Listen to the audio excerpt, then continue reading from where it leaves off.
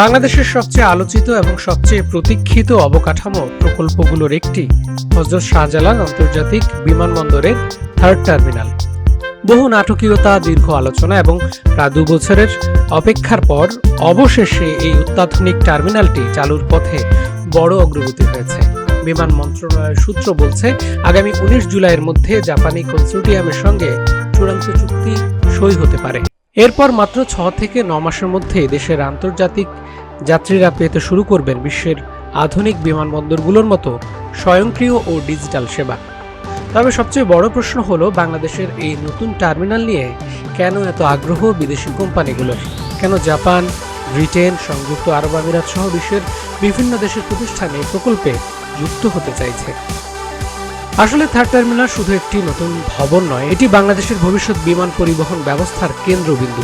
চালু হওয়ার পর বিমানবন্দরের বার্ষিক যাত্রী সেবা সক্ষমতা 1,20,00,000 থেকে বেড়ে 2,40,00,000-এ পৌঁছাবে। একই সঙ্গে কার্গো হ্যান্ডেলিং সক্ষমতাও কয়েক গুণ বৃদ্ধি পাবে, অর্থাৎ দক্ষিণ এশিয়ার অন্যতম গুরুত্বপূর্ণ এভিয়েশন হাবে পরিণত হওয়ার সম্ভাবনা তৈরি হচ্ছে ঢাকায়। এই সম্ভাবনাই বিদেশি প্রতিষ্ঠানগুলোর আগ্রহের মূল কারণ। গত 2 বছরে টার্মিনাল পরিচালনা নিয়ে অন্তত 20 বার বৈঠক হয়েছে বাংলাদেশ বেসামরিক বিমান চলাচল কর্তৃপক্ষ বেবিচক ও জাপানি কনসোর্টিয়ামের মধ্যে। এই কনসোর্টিয়ামে রয়েছে Japan airport terminal company, Sumitomo corporation, Nippon Koei এবং নারিতা ইন্টারন্যাশনাল এয়ারপোর্ট কর্পোরেশনের মতো অভিজ্ঞ প্রতিষ্ঠানগুলো। শুধু জাপানই নয়, যুক্তরাজ্যও এই প্রকল্পে আগ্রহ দেখিয়েছে। চলতি বছরের মার্চে ঢাকায় অনুষ্ঠিত এক বৈঠকে ব্রিটিশ হাইকমিশনার থার্ড টার্মিনালের বিভিন্ন কার্যক্রমে যুক্ত হওয়ার আগ্রহ প্রকাশ করেছেন। অন্যদিকে সর্বশেষ সংযুক্ত আরব আমিরাত ভিত্তিক বিশ্বখ্যাত বিমান ও ভ্রমণ সেবা প্রতিষ্ঠান ডিনাটা এই প্রকল্পে অংশ নিতে আগ্রহ জানিয়েছে। যারা দুবাই আন্তর্জাতিক বিমানবন্দর ব্যবহার করেছেন তারা জানেন, ডিনাটা বিশ্বের অন্যতম দক্ষ গ্রাউন্ড হ্যান্ডেলিং ও এয়ারপোর্ট সার্ভিস অপারেটর হিসেবে পরিচিত। দ্রুত লাগেজ ডেলিভারি, উন্নত যাত্রী সেবা এবং আন্তর্জাতিক মানের অপারেশনাল দক্ষতার কারণে প্রতিষ্ঠানটি বিশ্বব্যাপী সুনাম অর্জন করেছে। ফলে যদি ভবিষ্যতে ডিনাটা বাংলাদেশের থার্ড টার্মিনালের কার্যক্রমে যুক্ত হয়, তাহলে যাত্রীরা আন্তর্জাতিক মানের আরও উন্নত সেবা পাওয়ার আশা করতে পারেন। বাংলাদেশ সরকার অবশ্য বলছে, শুধু বিদেশি প্রতিষ্ঠান হলেই হবে না, যারা কম খরচে সর্বোচ্চ মানের সেবা দিতে পারবে তাদেরই দায়িত্ব দেওয়া হবে। কারণ সরকারের অন্যতম লক্ষ্য হচ্ছে বিমানবন্দরের দীর্ঘদিনের অভিযোগ, বিশেষ করে লাগেজ কাটা, চুরি কিংবা অদক্ষ গ্রাউন্ড হ্যান্ডেলিং এর মতো সমস্যাগুলো কমিয়ে আনা।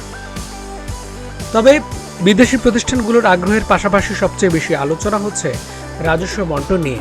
বেবিচকের প্রস্তাব অনুযায়ী টার্মিনালের 4টি গুরুত্বপূর্ণ খাত, এম্বার্কেশন ফি, দোকান, লাউঞ্জ ভাড়া, কার্গো হ্যান্ডেলিং চার্জ এবং কার পার্কিং থেকে আদায় হওয়া আয়ের 73% পাবে জাপানি কনসোর্টিয়াম এবং 27% পাবে বাংলাদেশ।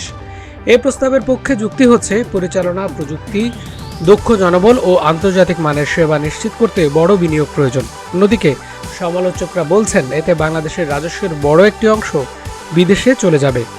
এছাড়া থার্ড টার্মিনাল নির্মাণে জাইকার দেওয়া ঋণ পরিশোধের বিষয়টিও সামনে আসছে।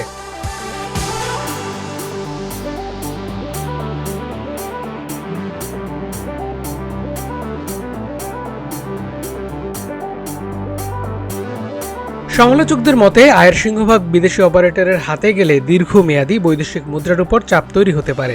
একই সঙ্গে বিমান বাংলাদেশ এয়ারলাইন্স ও দেশীয় প্রতিষ্ঠানগুলোর নিজস্ব সক্ষমতা গড়ে তোলার সুযোগও কমে যেতে পারে। আবার পরিচালনাকারী প্রতিষ্ঠান অধিক মুনাফার জন্য বিভিন্ন সেবার ফি বাড়িয়ে দিতে পারে বলেও আশঙ্কা রয়েছে।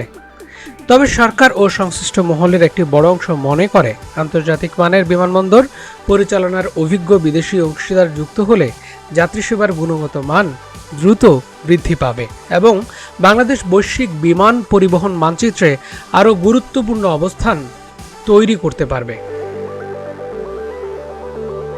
আর যে কারণেই বিশ্বের বিভিন্ন দেশের বড় বড় প্রতিষ্ঠান আজ বাংলাদেশের থার্ড টার্মিনালের দিকে নজর দিচ্ছে। কারণ এটি শুধু একটি বিমানবন্দর টার্মিনাল নয়, এটি ভবিষ্যতের বাংলাদেশকে আন্তর্জাতিক এভিয়েশন হাব হিসেবে প্রতিষ্ঠিত করার একটি বড় সুযোগ।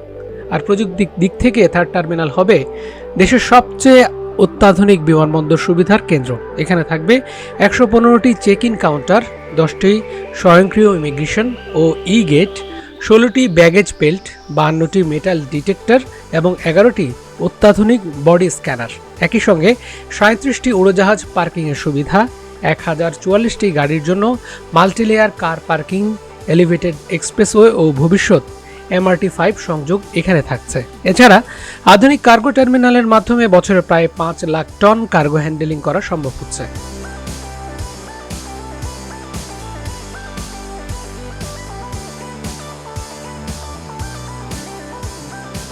থাকছে বিলাসবহুল লাউঞ্জ, ডিউটি ফ্রি শপ এবং আন্তর্জাতিক মানের যাত্রী সেবা।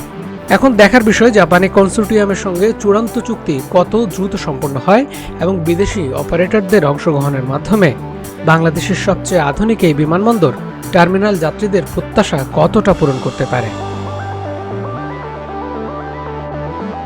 সুপ্রিয় দর্শক, অসংখ্য ধন্যবাদ আমাদের রানওয়ে রাডারের সঙ্গে থাকার জন্য। আপনার মূল্যবান মতামত দিন, আমাদেরকে সমৃদ্ধ করুন।